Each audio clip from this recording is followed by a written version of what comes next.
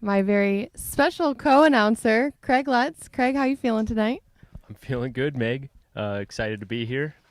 And we are definitely excited to be announcing this 1 hour, or I guess men's 1 hour race, their attempt after a few records tonight. Yeah, big record attempt on deck starting here in about 4 minutes at 6 p.m. Pacific time.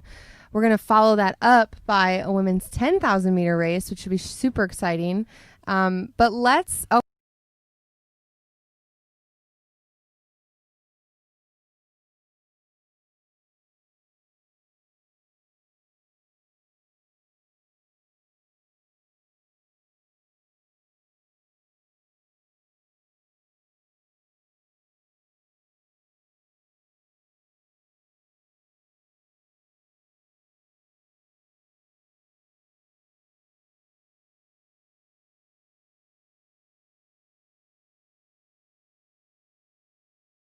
Scott Smith of NAZ Elite.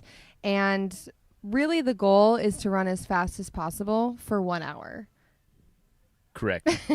Correct. Craig has It's great... a very easy, very simple strategy today, which is, well, consistency in how fast can you run for 1 hour. Yeah, and also around in a circle. The Yep. mental aspect of it, I think, will be difficult. Yes, truly difficult. Got to break it down. We're getting the thumbs up over here. Yeah, thumbs up by Mr. Ben Rosario. But couple records that we're going to be paying close attention to. First, let's talk a little bit about the New Zealand record. Matt Baxter, New Zealand native. You may recognize him. He was a standout at NAU before joining NAZ Elite, so no stranger to training up in Flagstaff. And that record is 12.54 miles. So can Matt run faster or longer than that distance in 1 hour? That record is held by Bill Bailey in 1963. And we'll dive more into the records during this race, guys. We have an hour to cover here. Yes. Really quick, just want to cover a couple of quick things about the meet itself and our institution of Westmont that we're having this great race at, this great track meet. So the Westmont campus is closed. We have a limited number of people out on the track and in the facility right now under close guidance from the Westmont campus, I guess, official and staff. And all athletes and staff participants have undergone a rigorous COVID-19 protocol, including athlete and personnel testing prior to this event. So everything has been followed. We're following the USATF guidelines, CDC guidelines, the state of California guidelines, and along with the Westmont and Hoka guidelines for COVID measures. Thank you, Craig. So we definitely need to shout out Westmont for letting us be here tonight out in beautiful Santa Barbara, California. And we're going to get going here soon. Yeah, we're going to be getting going. And just a quick brief call out on the starting line here. So they are going at the usual 300-meter line on a 400-meter track, because as they come through the starting line, this will be the perfect, this will be the perfect start line for the U.S. 1 hour record if they end up, if Nick Hager ends up getting there. If Nick Hager ends up getting to the U.S. record, he will be coming through the finish line right on that spot. Yeah, and Craig's going to be our sort of pace counter. Going to be in charge of all of that during the race today. For those of you tuning in, we're almost here at race time. It's about 70 degrees here in Santa Barbara. There's definitely some humidity. You know, according to my phone, we're getting 63% humidity. I can tell you that Craig did a 6-mile run before here, came back pretty sweaty. So it was uncomfortable. There's humidity in the air, but it's a nice 70 degrees. Hopefully it'll cool off as the race progresses, and definitely by that women's 10,000 later.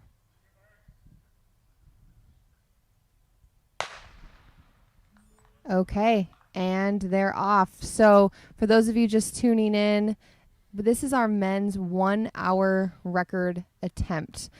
These gentlemen are going to be led by Scott Smith from NAZ Elite and basically running as far as they can in 1 hour. Craig, what are some of the splits, like lap counts, are we thinking in terms of how fast are they going to be running a lap? What's the goal?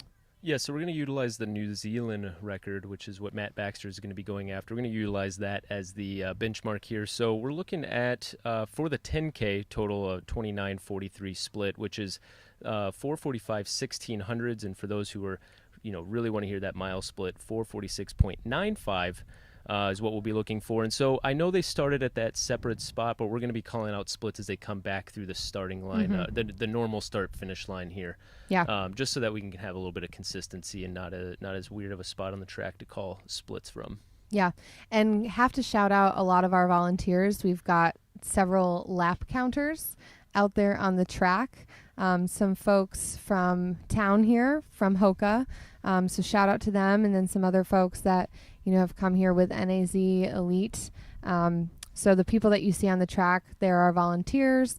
They're going to be counting laps for our record purposes because, like we said earlier, we are going after multiple records in this race tonight.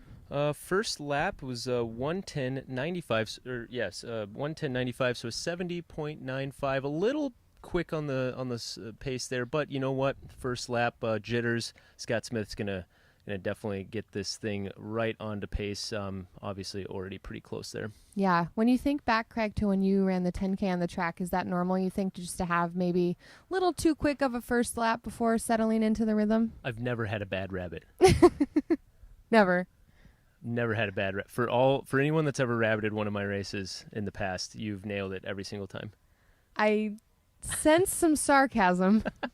No, I think it takes that lap to certainly get the pace down because Scott, you have the ability to check marks across the whole entire track, but you really just kind of wait until you get back to that specific line, maybe a 200, but definitely the 400 where you can check your watch and correct it there. But you don't want to overcorrect. It slows it down pretty right. quickly, and I don't think Scott did that here. They're staying pretty consistent in their pacing and space between each other. Yeah, let's wait. We're gonna get another lap split here.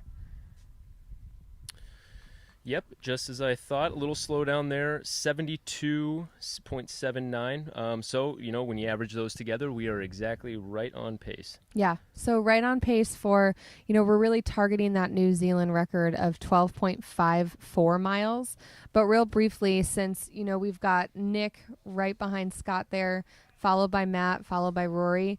The American record, held by none other than Bill Rogers in 1977, that record is 12.77 miles. So that's technically, wow. Out of the three, that's the longest distance for 1 hour here that we could see happen tonight. And then obviously with the Canadian record that Rory is aiming for, that's going to be 12.383 miles, held by Tom Howard in 1974. So we've got a lot of really interesting facts about those three records. And obviously we want to talk a little bit about how this has kind of become a popular topic this summer with people doing these 1 hour challenges. Yeah, handful of attempts already and some scheduled. Ooh, missed that lap. Oh, we are falling apart here already up here at the in the announcing booth. But yes, a couple of attempts already, and then some in the plans for after this event too. Yeah, that's right. So technically, over the weekend, I think this upcoming weekend, Mo Farah is going to go after that world record in Brussels, I believe, and he's going to try and run farther than 21,285 meters. That's a lot of meters. Insane.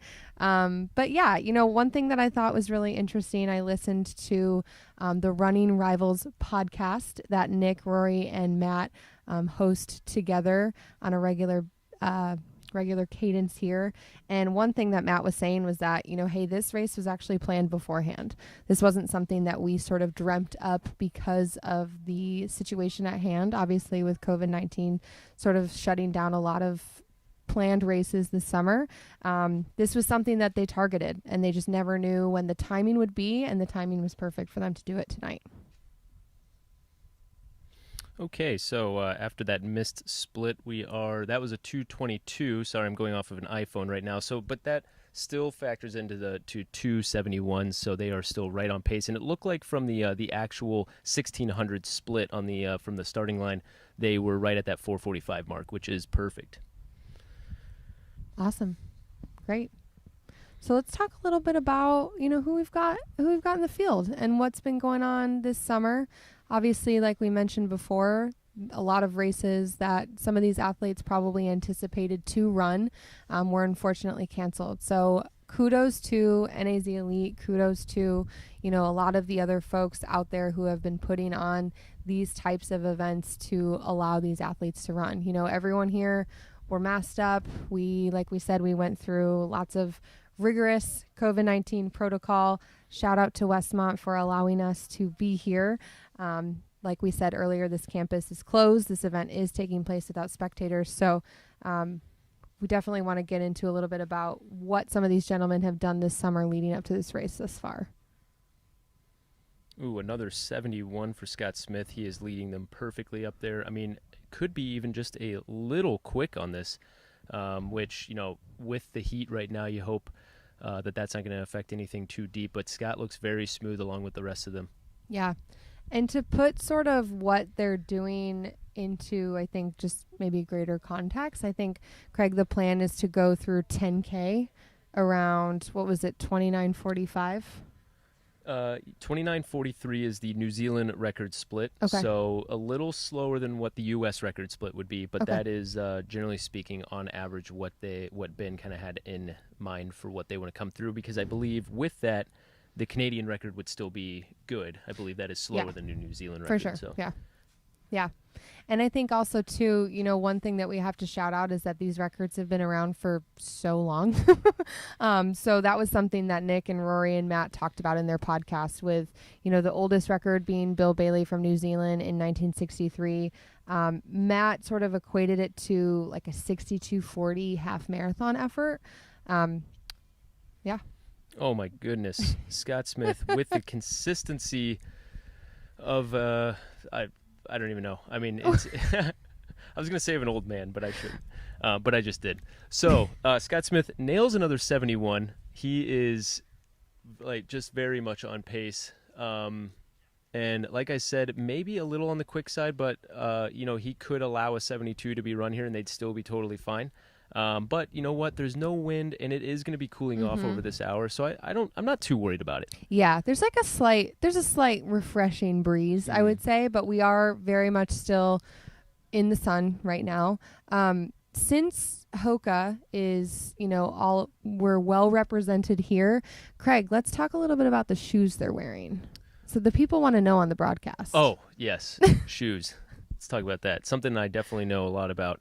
Okay, so Scott Smith, who's pacing right now, he's got the Rocket X on, which is a little bit of a contested shoe right now due to stack height, and would technically not be allowed for any record attempts right now. Fortunately for Scott, he's just pacing. Another 71 on the board for him. Love to see it. That is roughly 4 to 5 of them in a row. Let's not forget that I did miss that split earlier on. So anyways, he's got the Rocket X on, but so does Nick, the Hogs. He's also wearing the Rocket X. So if one thing that we do want to call out is if he does get that, he's also going after a 10-mile record on the track today. But if he gets that record and goes after that Bill Rogers U.S. 1-hour record, the 10-mile might be his also. Those will not count, at least as of right now. Yeah. And so that is, an important call out for us for the time being. And then Rory I can't see them for right now. I know that one is either Matt is wearing the mock and Rory is wearing the tracer. Rory, I believe, is wearing the tracer. Yes, so Matt is wearing the mock, which, you know what, I have to say, I'm not sure I would have chosen that shoe. I don't think I'm enough of a I just don't think I'm a good enough runner to wear the mock for that long. So kudos to Matt. You're kind of like a Clifton Bondi guy. Kudos to Matt on that. Jen let me know that Matt has maybe a little bit of a wider foot. so maybe that's why insider information. So maybe that's why. And you know what? I got to give it to Scott. That was another 71. Gosh, that is just impressive. Scott's on a streak right now of at least 4 recorded 71s in a row. It could be 6. Yeah. I don't know. Let's see how long he can keep this going. Yeah. And then Rory's going with the Tracer, which I loved the Tracer before Hoka really started to pump out additional shoes to be able to use. And I still love the Tracer, but you were always a huge Tracer fan. Absolutely no reason to be in the Tracer these days for what I'm trying to do, which is simply run miles when I can. So find him on Strava. Just kidding. Don't inflate his ego anymore.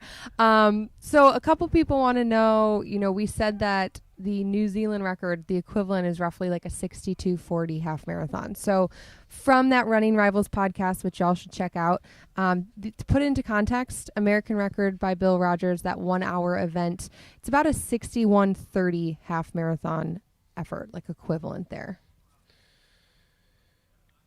So Scott just brought them through these are what I'm clicking. We're halfway across the track from where they're coming through, but a 70.96, that's pretty close. We'll call it another 71. I do want to call out that the 1600 split from where I'm ultimately splitting them on the track was a 4:44 through the 2 mile, or I guess just short of a 2 mile there.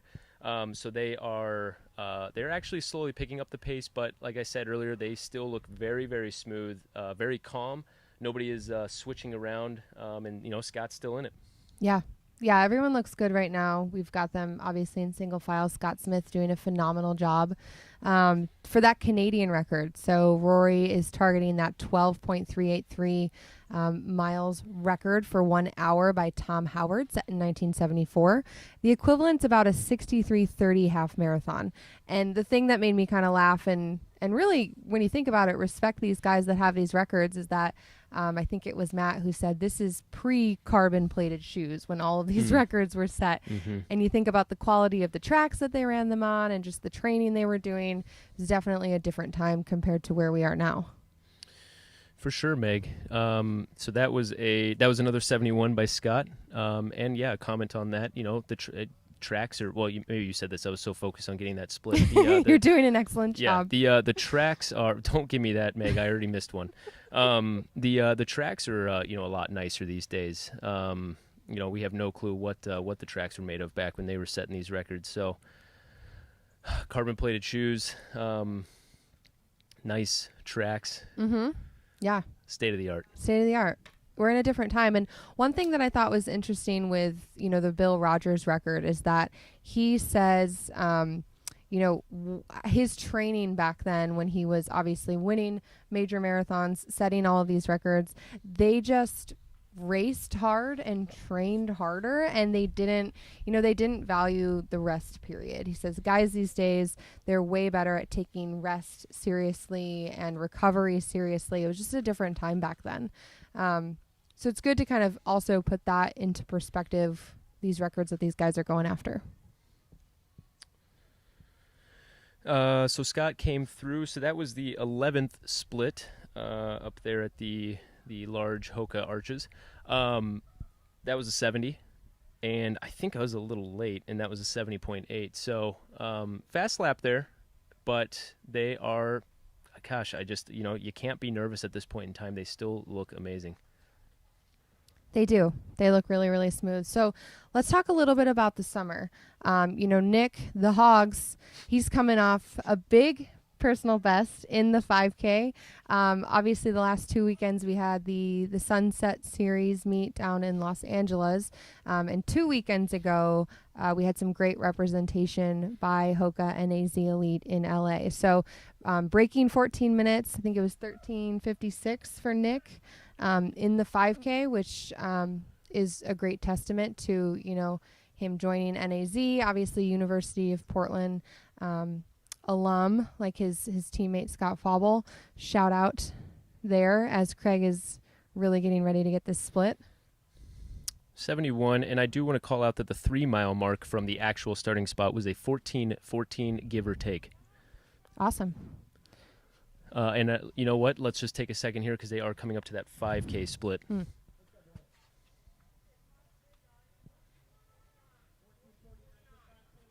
14:49 through the 5K, which they're crushing it. Yeah. What do you, Craig, put yourself in their position going through 5K at that time, knowing that you still have a lot of race to run? What do you think is going on in their minds? Ooh, that's tough to tell because here we are at 15 minutes and 15 seconds, and all I'd be thinking is, man, 45 more minutes of this. It's a lot of laps. The longest I've ever run on a track would be I'd be halfway there, and so that seems a lot easier than what they're doing right now. Mm-hmm. But it's 4 dudes, guys being dudes out there, hanging out. They're having a good time, I have to imagine. And Scott, Jen Rosario's up here too. I look for her head nod, but I thought Scott was just trying to go 5K, so this is a good sign. The hope is through 30 minutes, halfway through. Through 30 minutes, I was way off. The hope is through 30 minutes. Scott will be mad at me. I've called him old. I said he was only going to make it through 5K, but he's actually going for 30 minutes. So hopefully he's hitting that 10K mark. And you know what? I'd put my money on him. He looks great. I also missed that last split. It's okay, Craig. You'll rebound. You'll rebound. You have to. The fans are tuning in. So kind of looping back to these guys all look good. You just saw Rory take a water bottle and just sort of cool off, if you will. It is a little warm. I think that we're anticipating it to cool off definitely by the women's race.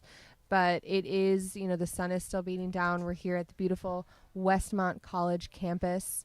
We're up in the hills of Montecito, which, if you aren't familiar with Montecito, folks, if it's good enough for Prince Harry and Meghan Markle, it's a pretty beautiful place.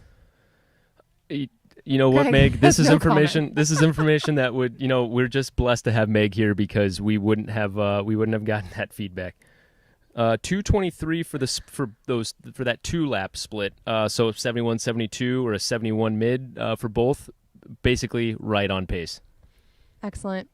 One thing that I thought was interesting that Nick said in the Running Rivals podcast was, this pace, he feels like this is a strong suit of his. Coming through a 10K in 29:45 and just sort of pushing beyond, he actually said, to quote, "Sounds like my cup of tea." And he looks great right now, just right behind Scott Smith. Obviously, Matt and Rory closely behind there. And, speaking of talking a little bit about Matt, Matt said that he has high expectations. He had a lot to say in the podcast about Bill Bailey, who holds that New Zealand record, kind of like the golden age of New Zealand distance running. A lot of guys winning medals, training hard, running fast. So he definitely knows his history there in terms of New Zealand distance running and is super excited to take a crack at this record today. 71. So that was a 71 for the 15th lap from Scott Smith, still crushing it up there. Meg is reading comments. Apparently there's comments on this. I'm further away from the screen, so I guess if you drop anything in there that you want to know from Meg and I, we can certainly answer to that at some point in time during this coverage. Yeah. Well, the people want to know. What do the people want to know? What kind of shape these guys are in? Good shape. What is Coach Rosario expecting? Well, we said that Nick is coming off, his first sub 14 in the 5K at the Sunset Series. Roy was right around him in that race as well, if I believe. Yes, which, I'm not 100%. I do know that Rory was a little dinged up coming into that race. Right. And so, but Ben is very confident about his fitness now and how he's feeling. And it's been, as he said, 10 days, and he seems to think coming out of that, Rory is on point at this time. But maybe that 5K was a little off from what Rory was expecting for himself. Right. What was that? That was a 71. Excellent. And still speaking of Rory here, we can't forget to mention his 1:01:44 at the Houston Half Marathon just in January when that race usually takes place. Mm-hmm. So, pre-COVID-19 kind of turning everyone's world upside down, Rory had a huge half marathon effort in Houston. One thing he had said on the podcast was that, he feels like he's been going sort of nonstop since March. They were training for a big race. You got to imagine that some of these guys were targeting marathons, half marathons. Obviously, we all thought this was going to be an Olympic year. So that being said, one thing, that Rory said was he ran faster per K in Houston at the beginning of the year than what he needs to do to break this record here tonight. So he knows that it's there. It's just a matter of, putting those pieces together here at Westmont College. All right, so we are coming up to that last split was the 4 mile mark, which was that fourth mile was about 4:45, so still on pace there. And we are getting another 71. Excellent. Have some laughter up here. What's going on? There's always laughter, Craig. You got to laugh when it's this long of a race. Yeah, true. I mean, I was saying prior to this 1 hour record attempt, the longest race I've commentated is a 10,000 meter. This is Craig's first crack at commentating. Is that right? Other than in my mind. Other than in his mind. In his mind, he's a sportscaster. Yeah, for anybody that follows, I have a cat named Teddy. Him and I commentate things together. Really, really pertinent information for the folks to know. We've got a lot of laps left, people. We're going crazy up here. We are 21 minutes and 15 seconds into this competition, coming up to their 18th split, round to the timers over there at their actual starting spot. Another thing I thought was super interesting about the Canadian record held by Tom Howard that Rory is going after is that it's actually the second oldest record that Athletics Canada recognizes. So definitely trying to make history here tonight. Okay, so it looks like about a 71-72 on that split. And we do have Matt Baxter beginning to fall off the pace here at the 18th, after the 18th split. So we'll keep an eye on this and see. Yeah, he looks like he's struggling just a bit. So pretty early on, but maybe he can regroup and find a pace. Yeah, hopefully we can. The athletes here are about to pass Coach Ben Rosario, so maybe we can get some insight into what Ben is saying to these guys when they pass. Okay, Ben has requested Matt to pull up. He, it sounds like, was not. Yeah, he's been coming off a few small setbacks, and so Ben made the probably the popular choice, which was making sure that Matt's not going to overextend himself and cause any further injury. Yeah, and it's always such a hard and obviously very, very difficult choice to make, but you got to respect the coach-athlete relationship and the trust that's there when they know it's just not the right time to keep going. So great effort to Matt Baxter there. Okay, a 72.03 on that split. That is the 19th lap split there. Awesome. So we've got Scott Smith, followed by Nick, followed by Rory. For those of you who are tuning in, maybe you're recently tuning in, just want to kind of give you a glimpse of what we're doing here tonight at Westmont College. These gentlemen are trying to run for 1 hour on a track and break some records in the process. So how far can they go in 1 hour? We are here at Westmont College on the campus here in Montecito, California. And, one thing we want you all to know is that Westmont campus is closed. This event is taking place without spectators. Everyone you see here on the track is, an athlete, coach, or volunteer. All participants here, we all, including Craig and I actually, underwent rigorous COVID-19 protocols. So definitely taking these measures seriously. All athletes, all personnel tested prior to the event. So thank you to Hoka and thank you to Westmont, as Craig is going to give us a split here. Okay, split 1:12:39. We've slowed down a little bit, just a little bit. That mile split's going to come in at about 4:47, and the 5 mile split was 23:48 up at the top of that curve. We also have Scott Smith has stepped off the track, so we've got Nick and Rory are left. Sticking in their same position that they were. Nick made a bit of a surge, which probably was just correct that little bit of a slowdown on the split, but Rory caught right back up, and they're going to tuck in here. Yeah, so kudos to Scott Smith doing a great job of pacemaking here tonight for our 1 hour attempt.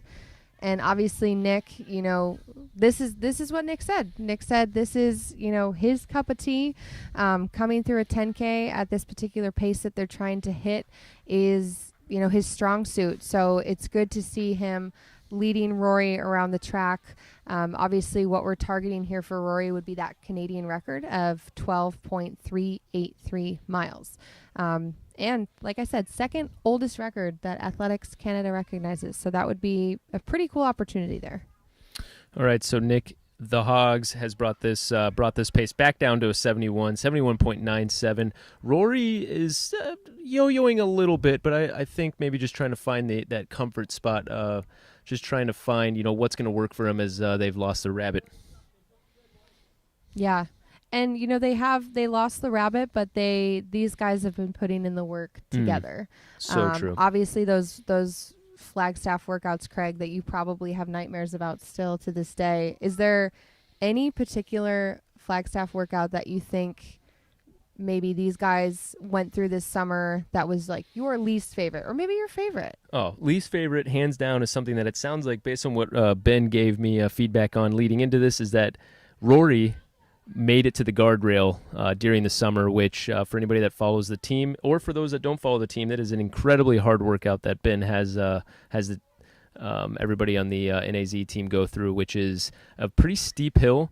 I'm not 100% sure on the overall distance, but up this particular section, definitely more than a quarter mile. Let me get this split. Rory has switched up to the front with now a 72 there. Anyways, a little bit of a threshold workout leading into on Lake Mary, a popular road outside of Flagstaff. Usually a 2 to 4 mile threshold pace, which is nothing too hard. But then after that, they head on over to a hill right off of Lake Mary and just grind 4 times the hill and up at about, I'm probably butchering this, but I don't know, somewhere around 500 meters-ish, something like that. Jen Rosario gave me the, who knows. It's far. I'll say 600 meters because, that's super believable. There's a guardrail up at the top of this pretty consistently hard grade of a hill, and the goal is to make it to the guardrail. The goal is to make it to the guardrail each of the 4 times. I never made it once. And that is in no way saying that, I don't know. What Rory did is very impressive, but I know most of the guys have been able to do that at this point.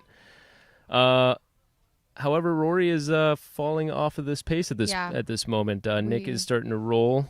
We've got some movement going on in the track, so get a split for Nick. Nope. No. Phone turned off there. Stop. This is why they make stopwatches, so that you don't have to use your lap there. But it looks like Nick might have maybe realized that the pace had begun to fall off a bit again, and so he has definitely picked this thing back up, and he's looking really, really good. Yeah, he does look really good. And again, I'll say it again. He said this is what he was excited about. This is sort of like in his wheelhouse, what he thought would be a good fit for him. Let's talk a little bit more, about that American record, obviously set by the great Bill Rogers in 1977. And honestly, if you haven't gone to the NAZ Elite website, there's an excellent article about the history of all 3 of these records that we talked about tonight, with the American record, New Zealand record, and Canadian record. And kudos to Ben Rosario for the research and the time that he put into this article, because guys, it's pretty fascinating. Obviously, Bill Rogers winning several Boston Marathon titles, several New York City Marathon titles, one of the greats. That is the American record that Nick is going after right now. 226 on that 800 split, which puts him at a 450 for that 1600, and we are now a lap away from the 10K split. So we're going to get a pretty good idea as to where they are and where Nick is specifically to the U.S. records that he's going after. Mm-hmm. Rory is hanging into the race right now, but he has fallen off Nick by about 50 meters. So we're going to try to get some updates on him. I can only do so much with my singular timing system here with my phone. And one thing to note about Nick, obviously, with those records that we mentioned, Bill Rogers' 1 hour record is the farthest of the distances amongst the 3. But the record that we want to focus on, that we actually do have, I believe we've got timing down for it, would be the U.S. 10-mile record, track record. Let me say that again. U.S. 10-mile track record. So that is the time that Nick is going. When Bill Rogers ran that 1 hour attempt, there were several American records that he broke in the process. But what we're going to look at here for Nick would be that 10-mile track record. So the 10K split for Nick was about a 29:52 up by their original start spot, and he came through technically the 25th split that I'm following with another 72. So the pace has slowed slightly. That 29:52 is based on the New Zealand record that we were following is a bit on the slower side than what we were looking for. We were looking for that 29:43, so about 9 seconds off of the New Zealand record, which does let us know that he is behind the U.S. record. I believe for the 10-mile and the 1 hour at times. But Nick is looking really good, and he has been at any time during this has been trying to pick that pace back up to where he needed to be. So I would imagine that over the next few laps, we're going to see him really trying to make a move and settle this thing back down. Yeah, and I think that obviously it's incredibly difficult to run alone. But he has looked really, really great this entire race. And to your point, Craig, he does look like he's trying to, keep the pace, if not make it go a little bit faster, just to try and aim for that 10-mile record. Another 72 from Nick on the 26th lap. Excellent. So speaking of that 10-mile record, when Bill Rogers had that 1 hour attempt, he went through 10 miles at about 46:35. That record, though, it's not officially recognized as the American record. So what we would be aiming for the official 10-mile USATF American record on the track for 10 miles is going to be 49:05. So set by Dick Beardsley in 1982. That is the timing mat that we've got set up for Nick. So 49:05 would be that 10-mile record, American record. This is news to me and great news for Nick because he's definitely rolling underneath that pace. Awesome. I'd love to see a record. Oh, the people would love to see a record. People would This love has been the to see a record. This has been the summer of records, and we want to hand them another one. We want to hand them another one. Yeah, I mean, what a cool attempt for, the NAZ guys to be able to come out here, as well as the women we'll see next in the 10K, and, try and do something cool, try and do something that they may have not had an opportunity to do otherwise if the summer had been a little bit different. For sure, Meg. So Nick came through that 27th lap with a 73.8, so about another second off of slow down through these splits. He looks comfortable, but I'm guessing the legs are starting to get a little tired here. And I cannot stress this enough. For at least the first half of this race, it was 70 degrees, 60% humidity. Not exactly the most comfortable thing. So what these guys are doing right now is incredible. Yeah, and I think that, I don't know if this is obvious on the live stream for you guys, but we are getting more and more shade on the track, which is kind of nice.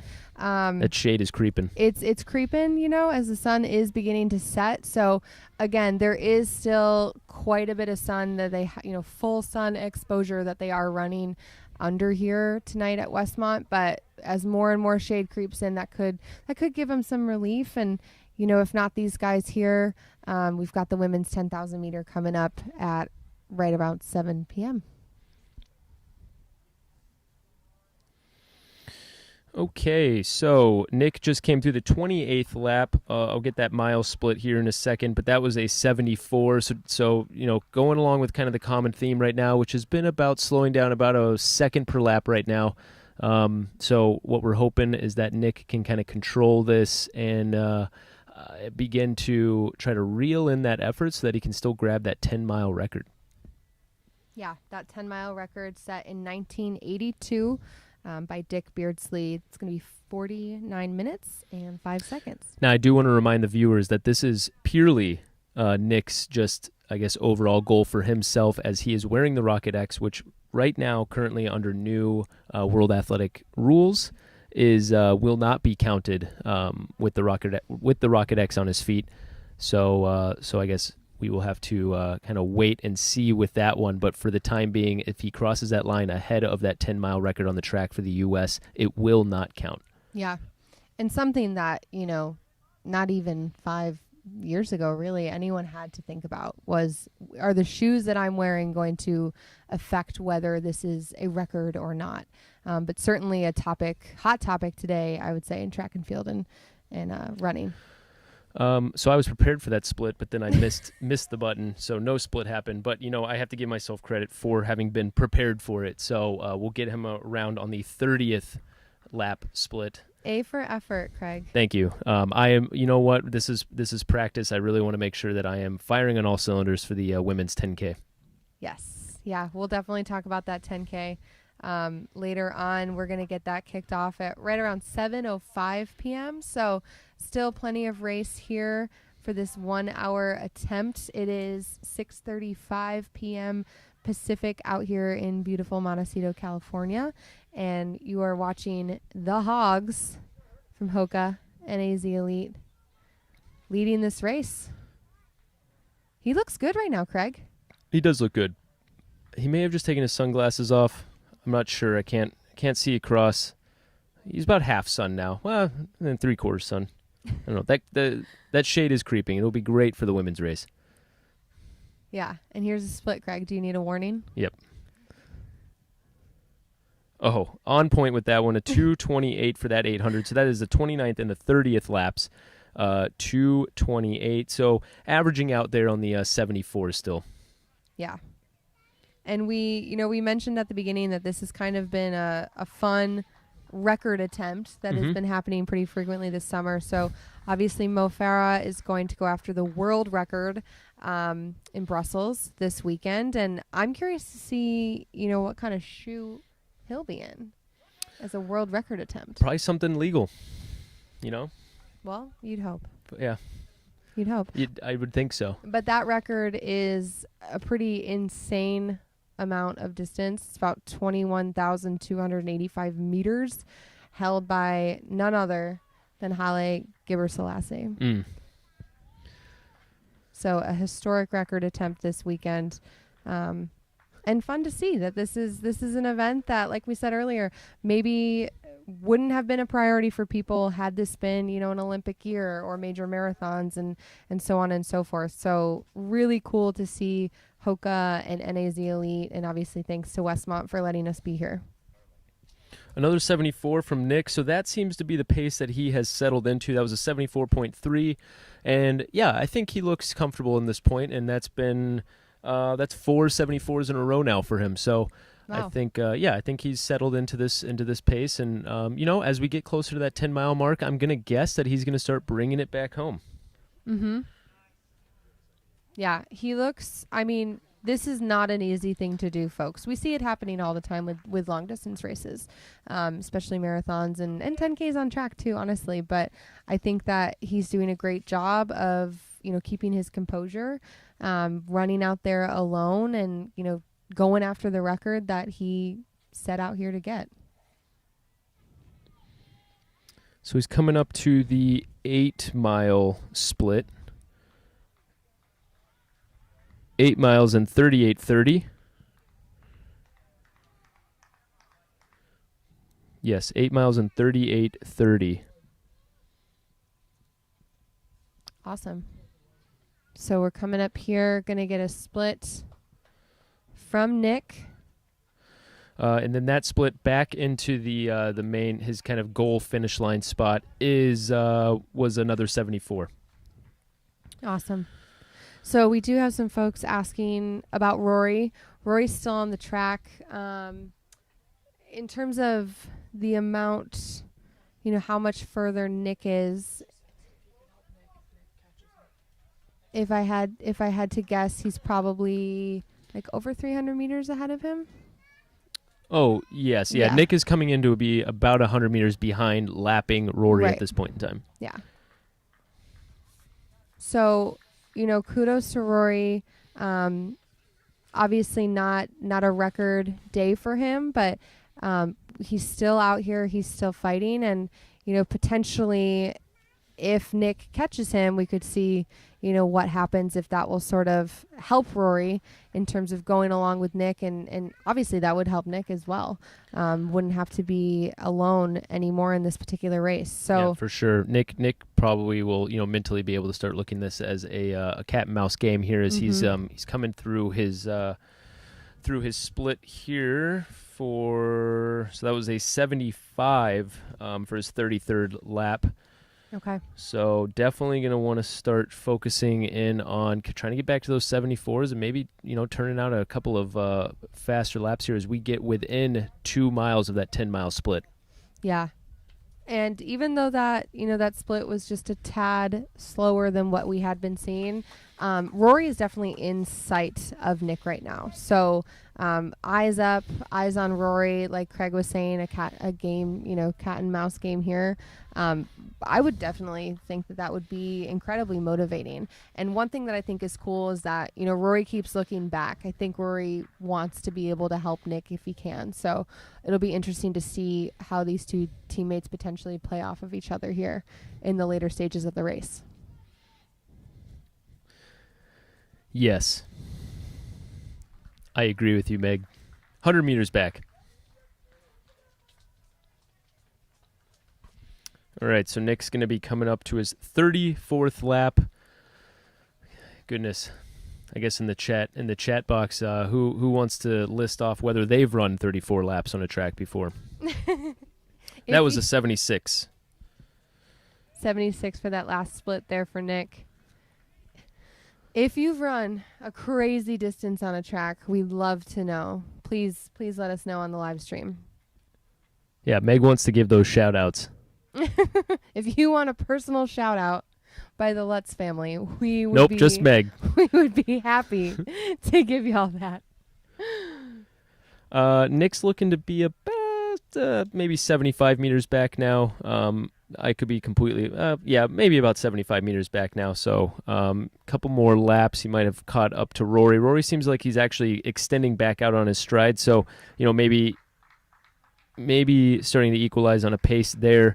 And maybe, I don't know, maybe we'll see Nick start to kick that thing in as he is now, he'll be surpassing his 1.5 mile mark leading into this 10-mile split. 1.5 miles to go leading in this 10-mile split. So, we definitely have some feedback here. Craig's going to get ready to split Nick here. Let's see. Thanks for the reminder. Someone has done 50 laps. Wow. 25 laps. Wow. 13 miles. It was miserable. I could see that. I could definitely see Nick that. back down to a 1:15 on that, so another 75, back down from a 76 last lap. 31 miles as a part of a 24-hour relay. Hello. Gotta respect Incredible.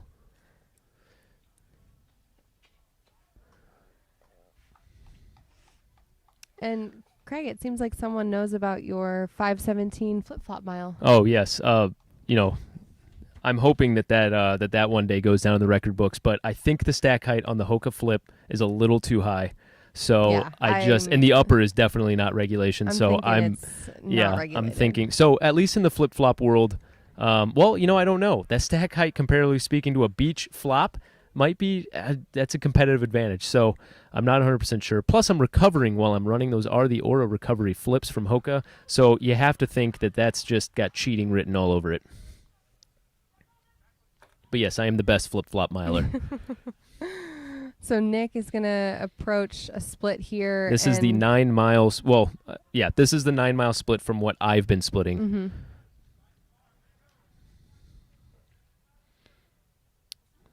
So another 76, just under 77 there. So that mile split for us was about a 5:02, maybe 5:03. So the pace is definitely slowed down. I'm going to work to get that 9 mile split for you guys from the actual start line, just so that we have a little bit of information, I guess, leading into, although I can just grab this split coming around where he'll have 3 laps to go from the 10 mile mark. And we would be remiss if we did not mention that, Nick is probably less than 100 meters at this point behind Rory. So Rory still very much in this race. Definitely keeps looking back to see, get a pulse for where Nick is. And you got to think that, Nick is looking ahead. He's seeing Rory. Can I catch up to Rory? Can we work together? Because this is still very much a 1 hour attempt.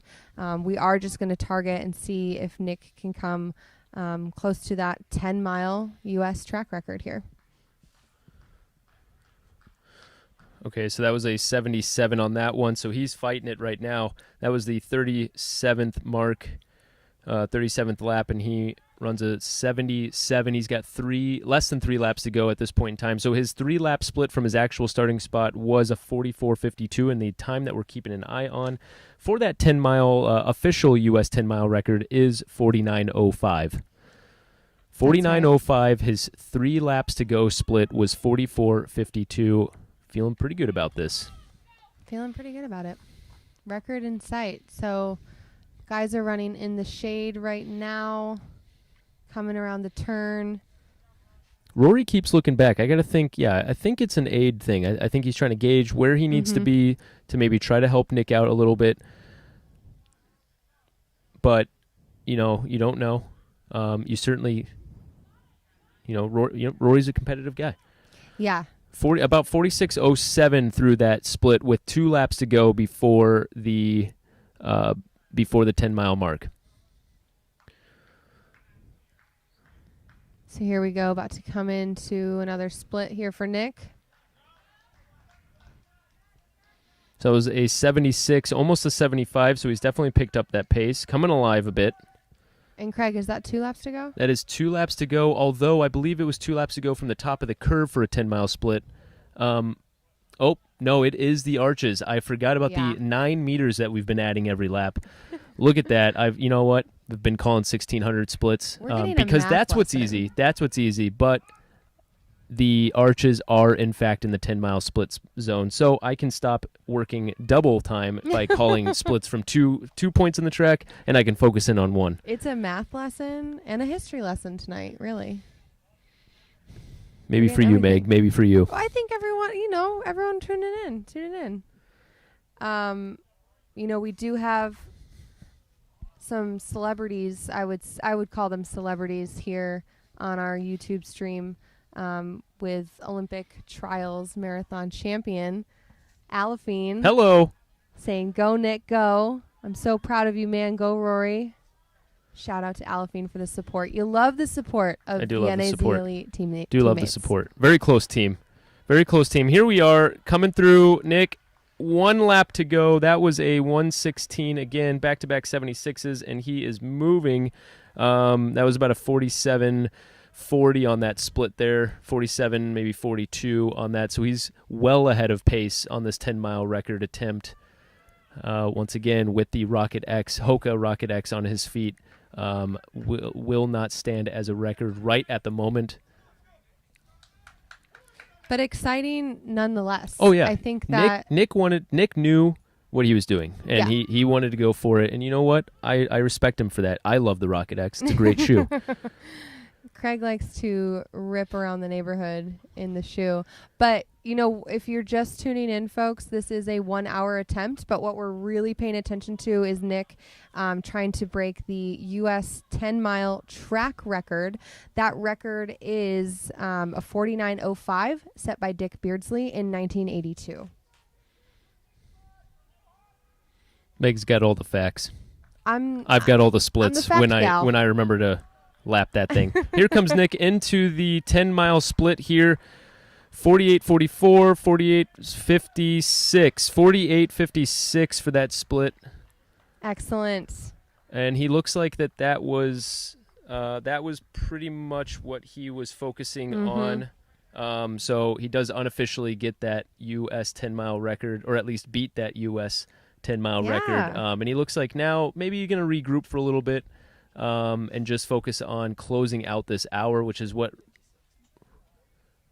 48.56. Yep, yeah. So we have double confirmed 48.56. Double confirmed. So shout out to the Hogs, unofficial, but You saw it here with your eyes. You saw it here first, folks. American record for the 10 mile on the track. Unofficially. But you know what? It. Yeah, we all saw it. And Nick's accomplished it. It'll be on his Twitter bio, end of day. What? I'm gonna put it on my Twitter bio. Oh. I commentated yes. a record race. I think that counts. I'm not sure. Counts. So Rory's coming into his 10-mile split right now. 50:09, 50:10 on that. Okay.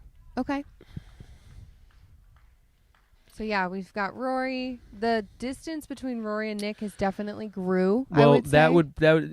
Nick finished that 10-mile split off and definitely went into a little bit of a calmer pace at this point with that 1:24 split coming in for his 41st lap. But you know what? If I was at my 41st lap, I'd be walking at this point. So this is impressive to say the least. This is real, honest commentary. Thank you. I don't have a whole lot else to say, so I have to start attacking myself. Don't have to be so hard on yourself. So for those of you tuning in, it is 6:51 Pacific out here in California, and these gentlemen started right at 6 p.m. So we've got 9 minutes. 9 minutes to go in this 1 hour challenge. Came into this, going after some records. We've seen one already, that Canadian 1 hour record of 12.383 miles set by Tom Howard in 1974. That was what Rory was going after. We did see him fall off the pace a little bit here. We'll have to see what, he finishes with for the full hour. Very true. Nick coming in for his 42nd lap at this point in time. Yep, missed that one, but it was about a 120. It was a 120, 121. So he picked it back up. He was a 124 through the 41st lap. So his 42nd lap drops by about 4 seconds. Impressive. Seems to be he's coming back around. The goosebumps from his 10-mile record are, they've faded, and he's realized how much, he still has 8 minutes to run till he's done with this hour. It is 8 minutes. Yes. Yeah. And you know what? 8 minutes is going to be a long time still after you've been running for 52 minutes at this pace. Yeah. Craig, what would you say, do you have a guess at what kind of distances these guys would finish up in? I'm not 100% sure because all I have in front of me are random numbers and splits next to it. And so and my attention right now has been on just trying to hit this lap button. You got time. I do have time. But Rory is coming into his 42nd lap right now after that 10-mile split. Sorry, I don't know why I'm stalling because I'm not actually waiting to give a Rory split here. Here comes Nick into his 43rd lap. So that was a 2:38 across those. So actually, wow. I mean, with a 2:38, yeah, he dropped the pace again. So about a 118 on that last one. Okay. If I was correct on my my 120 split before that. So.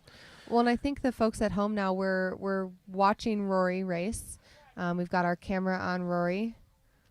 So we'll try and give you guys some insight into, the distances between, definitely less than 100 meters at this point. Maybe 50 meters between the two? Yeah, I'm not too sure. And at this point in time, I think Rory is he's definitely finishing this thing out. He's a gamer. He's finishing this hour out. And, yeah, don't drop out if you don't have to. Yeah. Keep this thing going. We did hear from Coach Ben Rosario that he was a little banged up going into that 5K a few weeks ago, but obviously this type of race is incredibly different, pace-wise, distance-wise, preparation-wise. So we love to see him, stick this out as we've got six more minutes left. Yep. We do have 6 more minutes left, and Nick is about to split his 11th mile. That was another 118. So about 118 for the last bit there. And I think we've got Nick on the camera now. Nick on the stream. 5 minutes to go here, folks. Just about 5 minutes to go for this 1 hour attempt.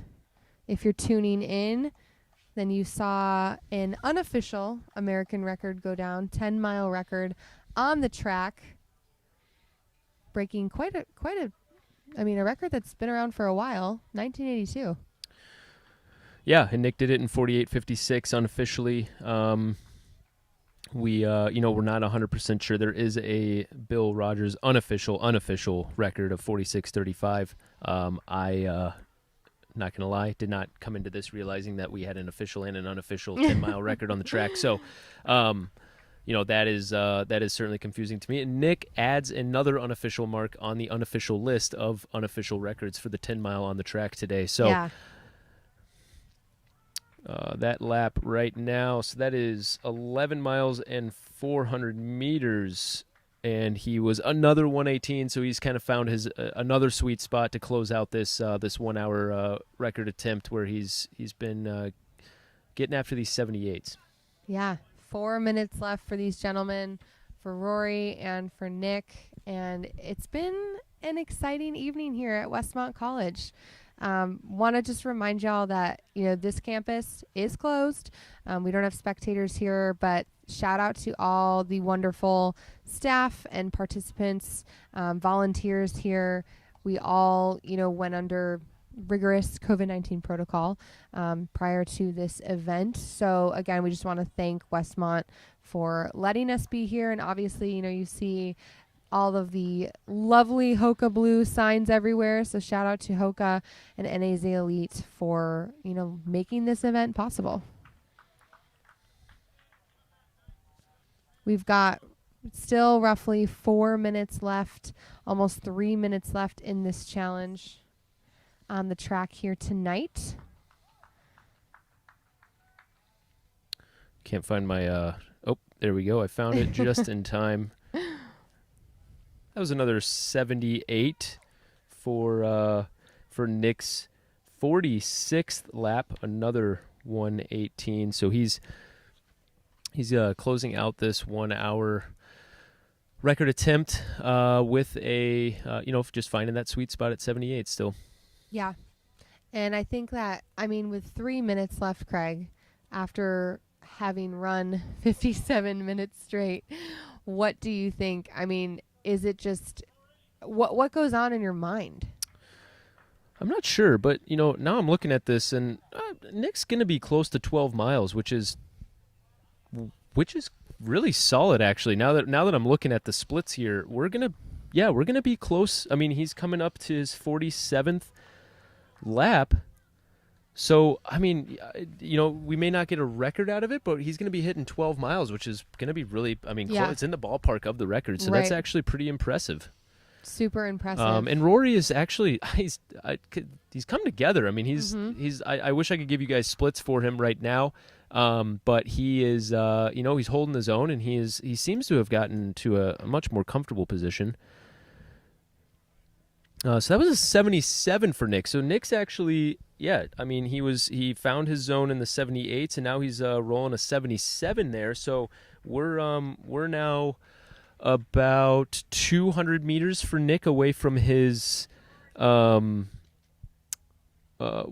from the 48th lap split from the technical start line, but we will have to wait until he gets around to the arches before we're closer to that exact 12-mile split.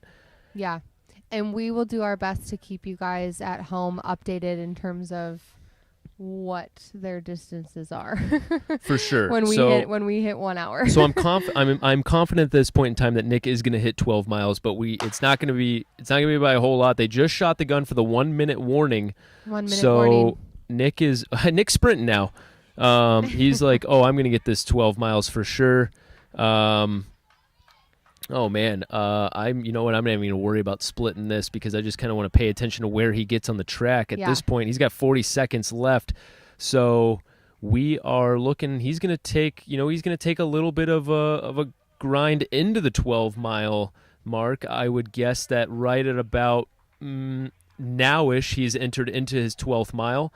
And so he's got 20 seconds to go. So he's he's already getting into about 100 meters into this 12. So this is a really solid effort for Nick. 10 seconds, folks. 10 more seconds. We've got the USATF official pacing alongside Nick to get that exact spot on the track, and he's going to get it. Oh, and they are. Yep, boom. They have stickied the spot on the track. Yeah, let's show this to the viewers at home. I gotta think that he made it. I'm eyeballing it from where I'm guessing that 12-mile split was, but that's about 100 meters, maybe a little bit more, maybe 120. We're spitballing here. But you know what I was really the most impressed with was the official who had to run the 50 meters with Nick alongside and dove down to get that sticky right into the right spot. No second guessing that placement of the sticky note. He was on point with it. Well, ladies and gentlemen, that was the men's NAZ Elite 1 hour attempt. We're hoping that Matt's feeling good. And you know what? I think he is. I think that was just a safe bet. Rory has had a very long season, so this is a closeout of that season for him, a very successful one at that.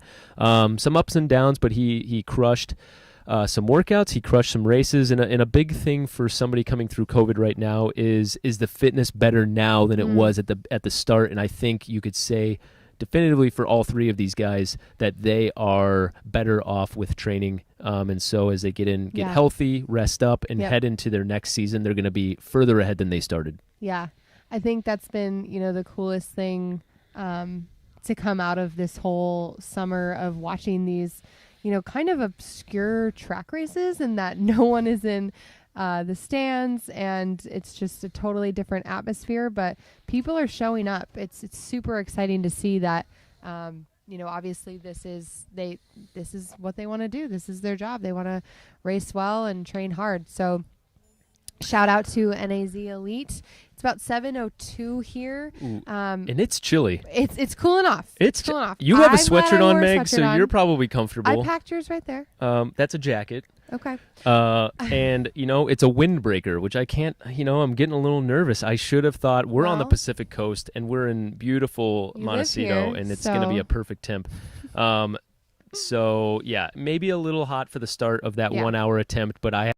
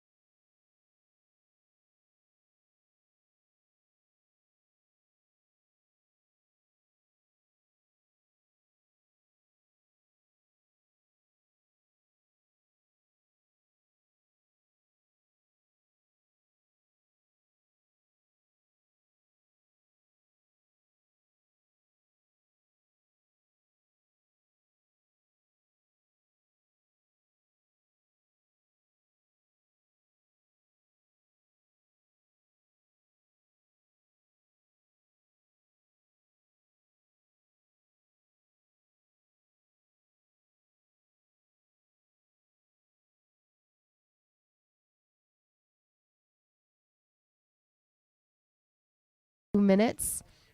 And obviously we're going to look at this lovely trio of women of NAZ Elite. That would be Stephanie Bruce, Lauren Paquette, and Kellen Taylor. And you may notice on your screen that we do have a pacer.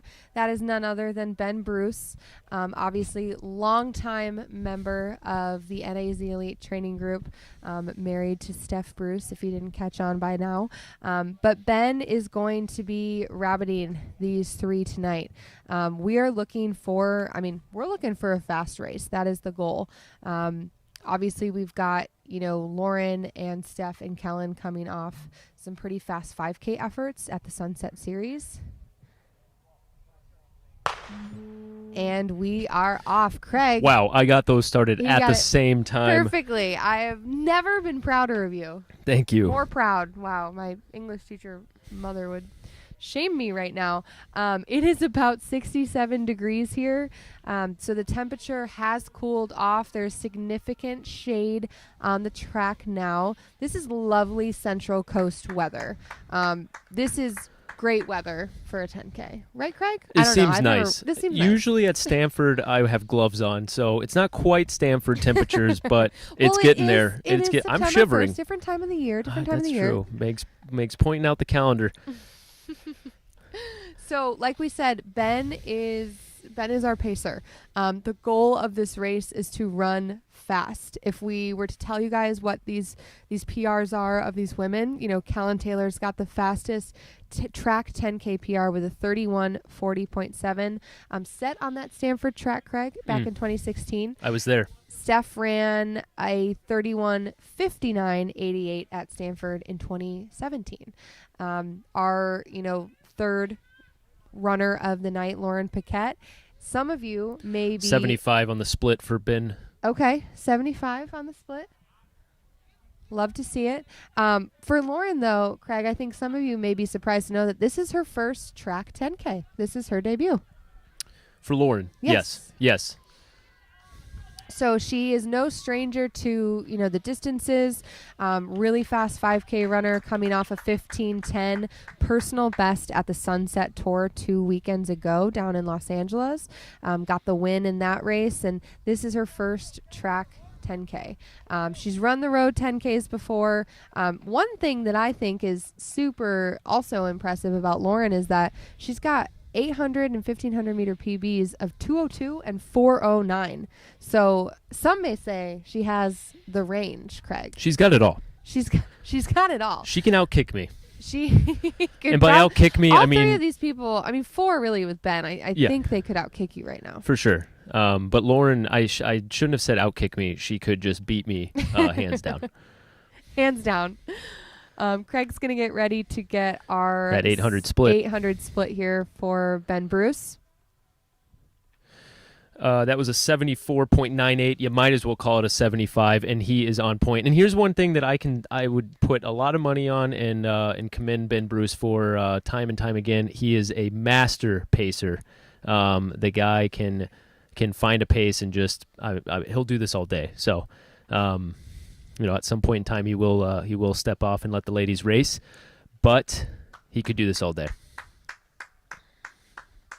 Yeah, and it's something that, if you're a follower of NAZ Elite on their social media platforms, Ben is no stranger to helping these women out in their workouts.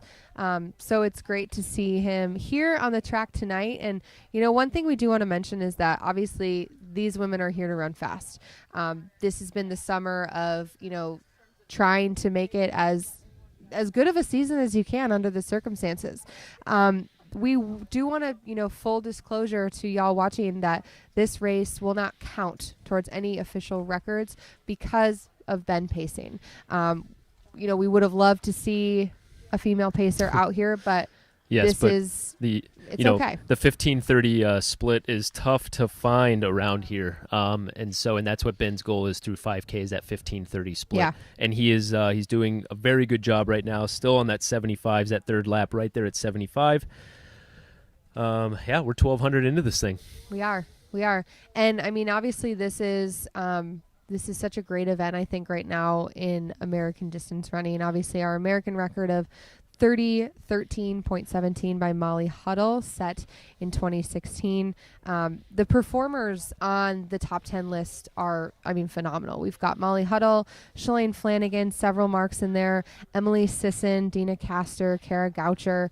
The time that we would be looking for if any of these NAZ Elite women tonight were to, sneak into that top 10 performer list. Obviously, again, unofficial, but that time would be 31:13.78. That is the last mark down on the list when we look at the top 10 performers in U.S. history. So that is something that we obviously want to keep in mind tonight for this particular race.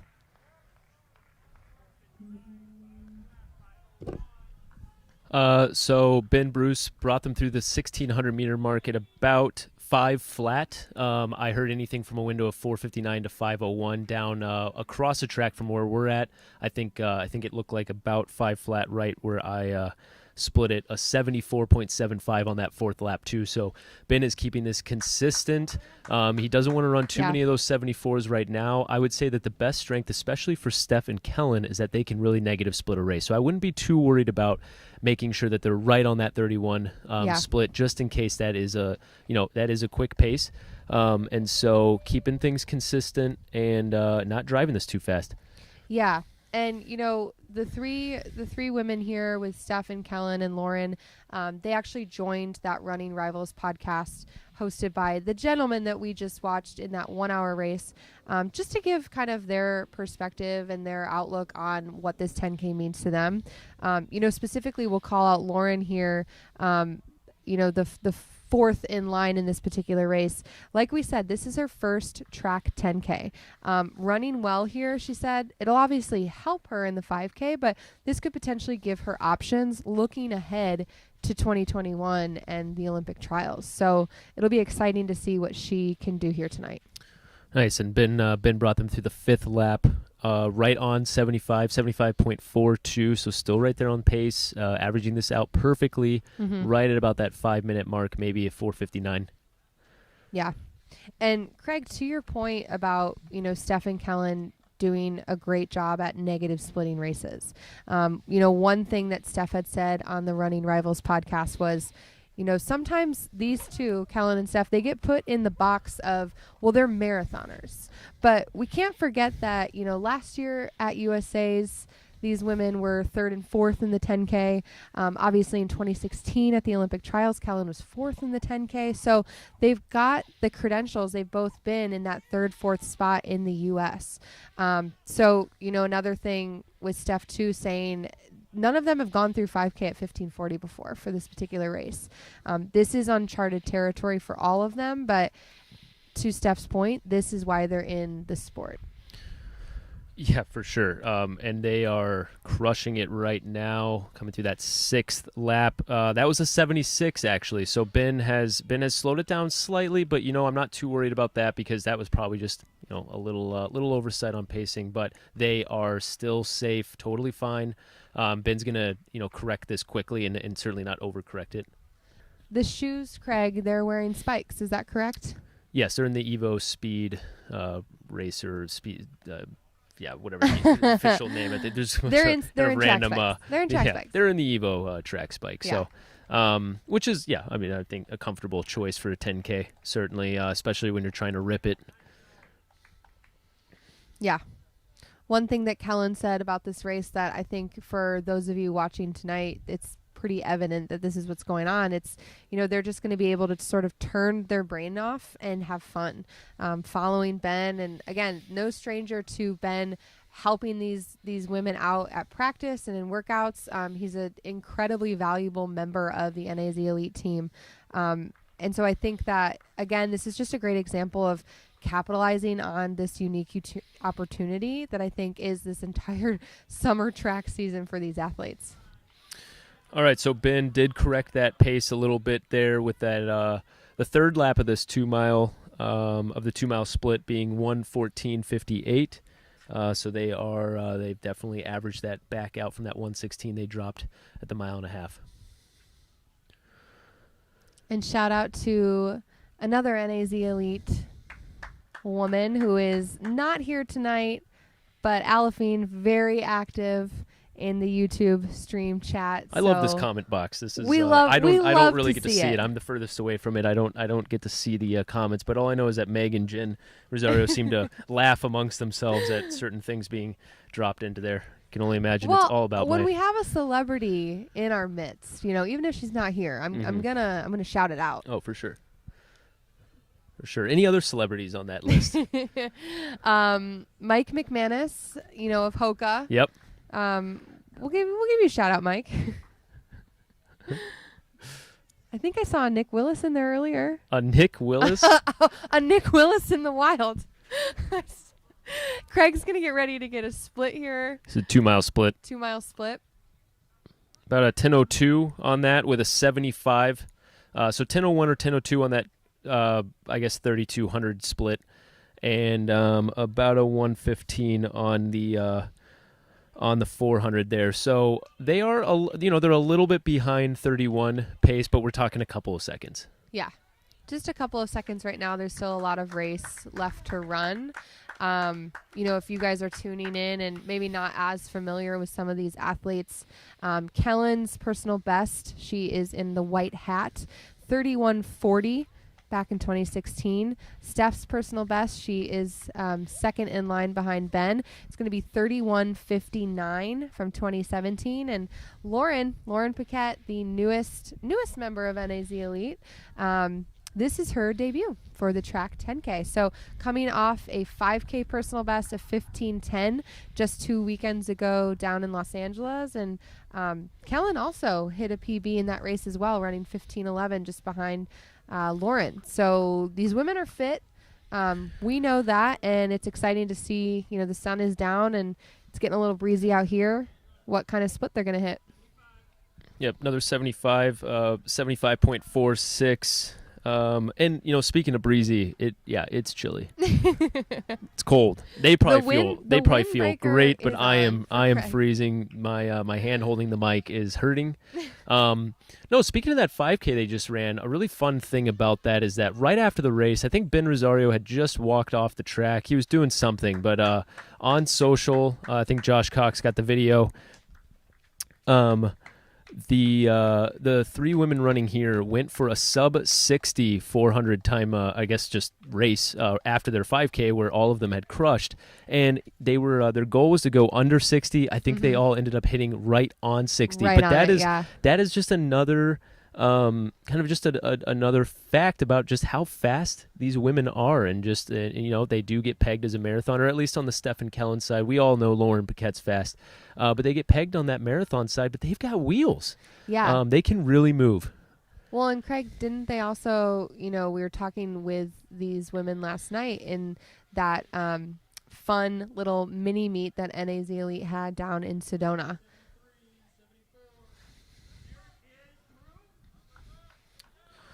Announcers sounded like it was a little on the 74 side. I split it at about a 75.3. But we're across. So JT service maybe more on than I am. I'm not 100% sure. I've got an angle to this. We do have an angle where we are positioned here. So it is. We're going with Craig's trying my best iPhone. But down in Sedona, the team, they had a fun meet where they were paired with another teammate. Craig, those mile times that they ran in Sedona, do you recall what those were? No. As we discussed last night. Sorry, I'm looking at splits in terms of where they need to be. Okay. So that relay was very exciting though. I'm not recalling exactly what the mile splits were though. What the mile times were. Yeah. Sorry, I put you on the spot. You did put me on the spot. You would remember. I'll think about it. We'll get it. I got to get the split He's back a split up man. here. These things are. He's a split man. It's challenging. Craig's gonna get you guys a split here. 74.6 for Ben there. They are. He's crushing this pace, and the three of them, Steph, Kellen, and Lauren, in that order, they look amazing behind him. Drop in the comment box. What does everybody think about Kellen's hat? This is her classic look. I don't know the last time I saw Kellen race without a hat. She changes it up. It might be different hats from time to time, but I like it. It's a classic look. Yeah, it's her look. I don't know many other athletes that are sporting the hat these days with the consistency that Kellen does. True. Yeah. It doesn't seem like she has a favorite hat. Like, she does switch it up. It seems to be any hat. Well, any good hat. It's got to be quality. Oh, she has Jen Rosario is letting me know that she does, in fact, have a couple favorites. We are getting good feedback. Everyone likes the hat on the YouTube stream. Oh, yeah. So it pops. Thank you, guys. Whoever made that hat, thumbs up. Well, John Meadows, I have a story for you. Hoka made that hat. I don't know who exactly made that hat. Craig's going to get you guys a split. That was a 75. And I believe that was the 3-mile split. So thank you, Danny, for stepping in and helping me when I really thought Craig knew these stats. The mini meet that the NAZ Elite team threw down in Sedona earlier this summer, Lauren ran a 4:35 mile. Kellen, 4:36. Oh, we just talked about this last night. Did I not just say that? Oh my gosh! And Sorry, I cut her Steph off. Bruce was able to go 4:38. So these women are fast. It's not an easy feat. 15:40. Oh. 15:40 for the 5K split. 15:40 for the 5K split, folks. Thank you, Craig. You're doing a great job. Thank you. 15:30 is the 31-minute split for a 10K. So they are 10 seconds back, but we're not worried about that. Yeah.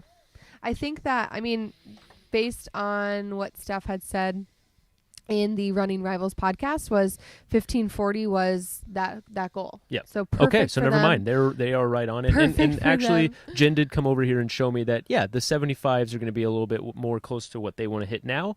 And the 74s will begin to be what they squeeze it down to after the 5K.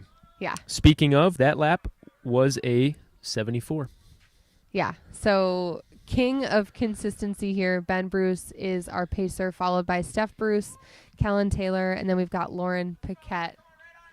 Lauren making her 10K debut here tonight. Yeah, and Lauren's fallen off a little bit right here, but you know what? She is a racer. She has a lot of history in just track racing, and so I'm going to imagine that she's going to hold on to a strong pace and start to kind of figure out what's that goal for her coming out of tonight.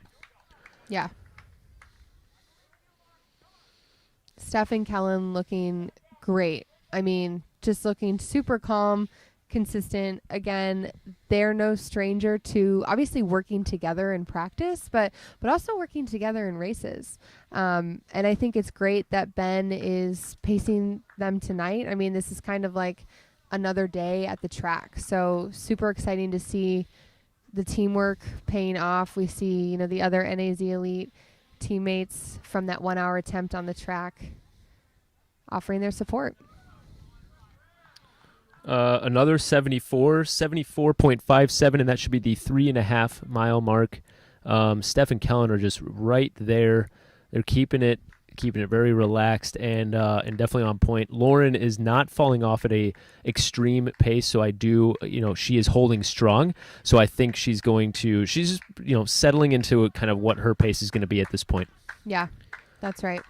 And Ben is not, well, you tell me, is Ben going through the whole race? Oh, okay. Mile to go, and then they're going to let this thing turn into a race. With 1 mile to go, we anticipate Ben Bruce stepping off the track. That is the plan, folks, right now. So we'll definitely have to, stay tuned, see how that unfolds. We've got Kellen now taking the reins from Steph. So Steph did a majority of, running right behind Ben at the beginning, but we've got Kellen in there now. Obviously, Steph looks great. They're definitely just falling in single clipping, they're in a clip. Yeah, they're clipping.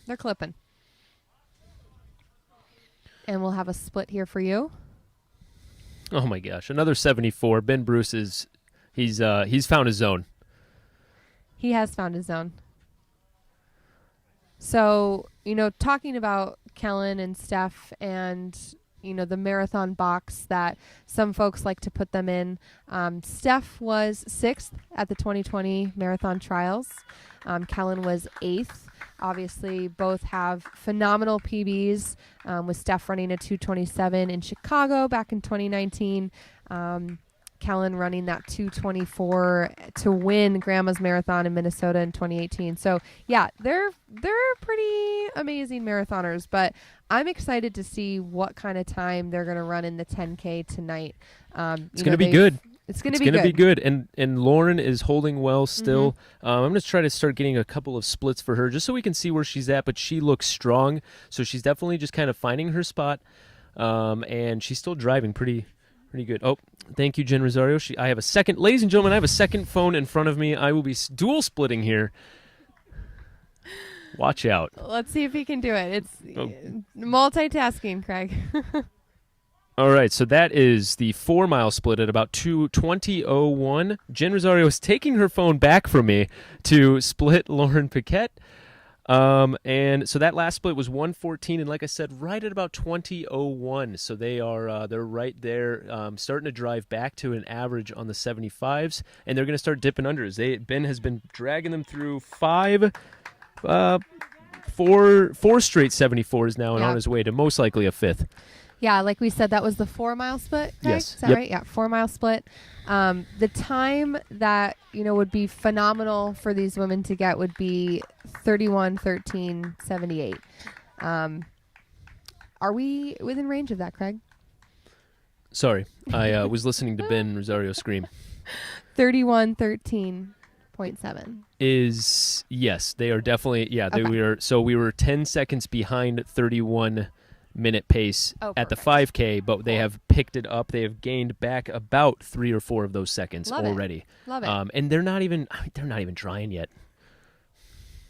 Yeah, they look super smooth. We're going to have a split for you here. This will be Ben Bruce, Kellen Taylor, and Steph Bruce. So that was a 1:14, definitely a 1:14. I have a 0.16. I was maybe a little fast on it, so we'll call it a 1:14.5. And we've got Lauren Paquette coming through. We'll have a split for Lauren as well. Right around 70, about a 78 for Lauren through that 400 there, and so we'll see. We'll see if she's going to keep that consistent. We do have Steph dropping off of Kellen here a little bit, but you know what? I'm not nervous yet because Steph's definitely a gamer, and she knows how to hold things together. But the other side of that is that Kellen is flying with these 114s with Ben right now, and I'm impressed. Yeah, Kellen looks very strong right now. Super strong, and I think if there's anything that we know about Steph Bruce is to never counter out. She is falling off the pack a bit, but she's, grit is her slogan, but she really is one of the grittiest racers that we have here in the U.S. So we'll definitely be paying attention to see sort of what's going to unfold here. But Ben Bruce and Kellen. It was a 75, which I was. Steph is 3 seconds behind the split there. It was a 75 on my clock, but that actually may have been a 74 high because I was a little fast on the split before. I'm just telling it like it is, people. Telling it like it is. We're not all perfect, especially me with lap splits. Lauren's a 77. She was a 78 on the lap before, so she has found a consistent spot, which is smart. If you're not going to hold on to that pace from the get-go, she wants to come out of this with a really strong time, and so she has found a pace that she's going to be able to hold consistently, and she's still crushing it. She is still crushing it. Steph is still running strong, too, and we just have to remember that Kellen is flying right now. Yeah. Crushing 74s. Kellen looking phenomenal. We said earlier the time that we're sort of targeting here for this purposes of running all out would be for someone here or all three of these women here to join that top 10 performer list. So 31:13.78 is the 10th performer on the list. That's Amy Begley from 2009. So it'd be great if we could surpass that time tonight. 1:14.02. I may have been a little late on that also, so goodness gracious, they are moving. Steph seems to be, just like Lauren, finding that consistent split where she probably is going to be able to hold on to and be able to finish this race out strong. But we are coming into, we're less than a lap away from the 5-mile split, which we'll be able to let you know where we are. Another 77 for Lauren, so she has found her pace. That was a 78, then a 77, and then another 77 for the last 3 laps. Yeah, and for those of you watching at home, obviously we keep mentioning a time that would be great for, one of these women, if not all of them, to hit to become, one of the top 10 performers. But yes, because Ben is pacing this race, unfortunately will not count towards any official records.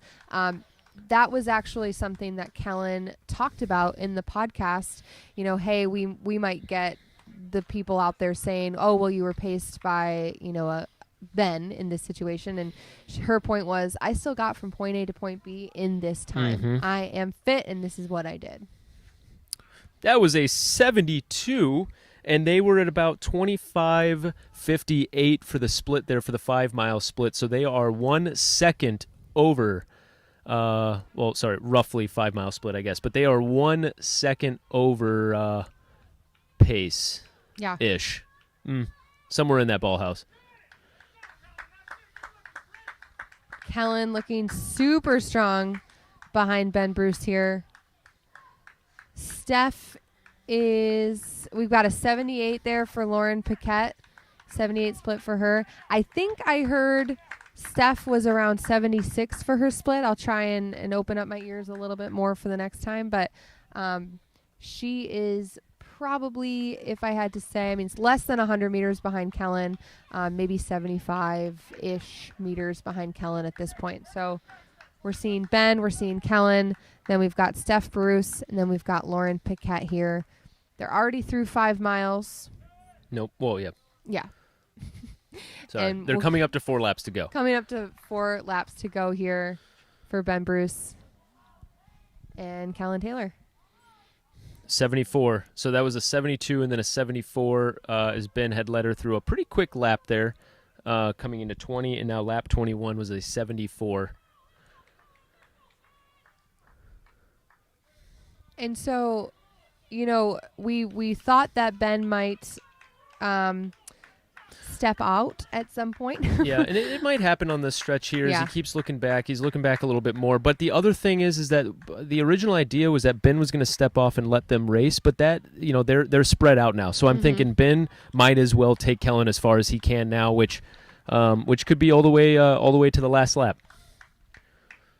Steph still looking very strong. Her cadence is great, and Lauren is still digging in back here. What? She's still running the 77, 78s. So she has been consistently doing that over the course of the last about mile and a half. Yeah. And Lauren really looks really strong. And so does Steph. They both look really good. It doesn't look like, they're breaking stride or anything like that. It's just that Kellen Taylor is on one tonight, folks. Yes. So that was a 74 and a 27-27 split for 3 laps to go. 27-27 split for 3 laps to go, and they just crushed another 74, and that was the goal over this last 5K, or the second 5K, was hit those 74s.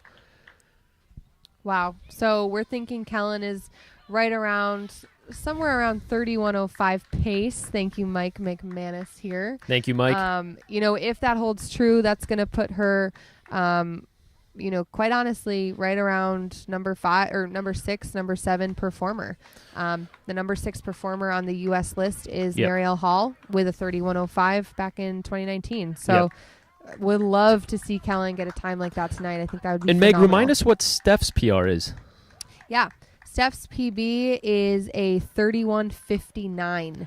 So if she's holding on here, as she has been already, she's going to be taking home a PR also. And Lauren, this is a debut on the track. So basically, how low can she set the bar already for the get-go? She's going to, she's going to be crushing a pretty good time. Yeah. Only making it that much harder to get that PR the second time around.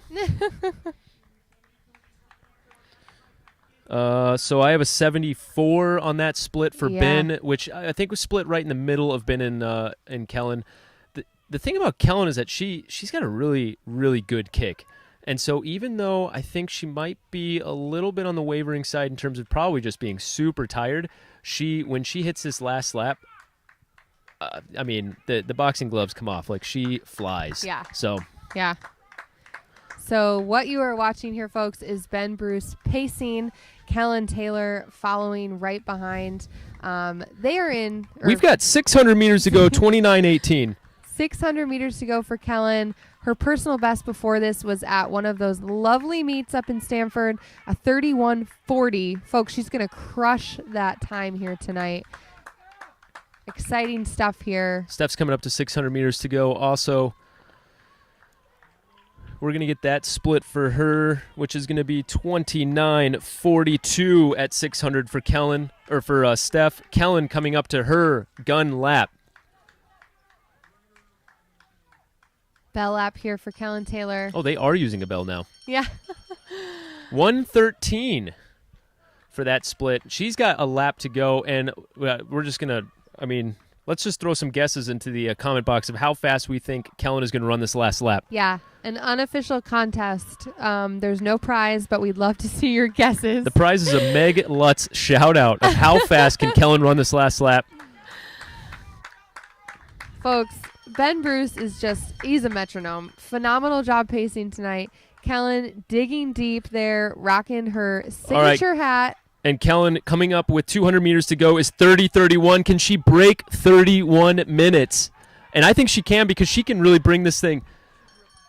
She is ripping it, coming around. Can she break 31 minutes on this? Oh, I love it. We've got so many guesses for the last lap. Wow, she's Kellen coming Taylor. into that 100 meters to go. 30:50. 30:50. It's going to be tough to run 10 seconds down that last stretch, but she is gritting this thing out.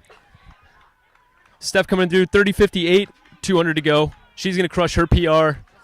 She is going to crush her PR. 31:04, 31:05, 31:06 for Kellen. 31:06 for Kellen. 31:06, huge personal best Lauren for Paquette Kellen Taylor. coming in 200 meters to go at 31:16. 31:16. She's going to break 32. Steph is ripping it coming into the last 100 meters here. 31:24 on the clock right now. She's got about 50 meters to go. 31:29, 31:30. Wow, huge PR for Steph at 31:33. Geez, 31:33 for her. And Lauren's in the last 100 meters now. She's going to break 32 minutes. 31:41. Wow, here's the trackside of Lauren coming out. 31:49, 31:50. She's coming through at 31:53. 3 sub 32-minute 10K. All PRs tonight. That is a huge effort from the NAZ Elite Women. Huge effort. Super exciting to see. Unofficially, because we did have Ben Bruce pacing, Kellen is, by my math, the 7th fastest U.S. woman in the 10,000 meters on the track all time. It's official in my book. It's official in my heart. It's a Twitter bio. It's a Twitter bio. It's a Twitter bio. It's a Twitter official. bio. Yeah. It's official. Yeah, it's but it's official. unofficial. But it's official. Here's the thing, too, that I think is super important about the result that we just saw is that, here we are at Westmont. There were 4 people in that race, one of which was not technically in it. Right. And it's against teammates. For all intents and purposes, this thing was a time trial. And to come out and have 3 sub-32s, super impressive on Lauren's side to debut in this situation. And grab that sub-32. What are you thinking? I'm thinking Lauren, she might be doubling at the Olympic trials next summer. Whoa! Whether she likes it or not, Whoa! I think the position. schedule does make sense, but this was huge. I'm very impressed. And Kellen and Steph were on the team when I was on the Northern Arizona Elite team under Ben Rosario, and I have seen time and time again those two be able to grit it out. And I have been at a lot of the same races as Lauren. We share a similar agent in Josh Cox, and I've always been impressed with what she can produce on the track and on the roads, and so very excited that all 3 of these ladies have just absolutely crushed that 32-minute mark. Yeah. Super exciting stuff. Thank you everyone for tuning in. Thank you to NAZ Elite. Thank you to Hoka. Thank you to Westmont. Without the support, we would not have been able to do this. We did have rigorous COVID-19 protocol with testing because campus is closed. But again, this is such a beautiful track, and it's a fast track. And just a great night. Great showing for NAZ Elite. Definitely a great night. I think we're going to be signing off here. Everybody stay safe out there. Wear your masks. Respect each other. And love your peers. The Lutzes are signing off.